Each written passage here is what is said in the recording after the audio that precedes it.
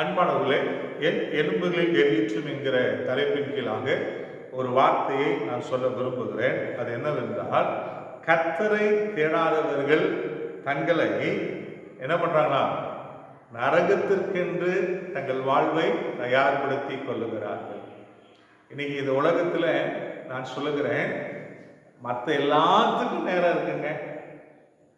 தேவனை தேடுறதுக்கு, அவர் சமூகத்துல வந்து காத்திருப்பதற்கு, அவருடைய வார்த்தையை கேட்பதற்கு நேரம் இல்லைன்றாங்க. எவன் ஒருவன், யார் ஒருவர் எனக்கு நேரம் இல்லைன்னு சொல்றீங்களோ அவர்கள் ஆசீர்வாதத்தை இழக்கக்கூடியவர்கள். ஆகவே சற்று எச்சரிக்கையாயிருங்கள். கர்த்தரை தேடாதவர்கள் எங்க உங்களை ப்ரிப்பரேஷன் பண்ணிக்கிறீங்க?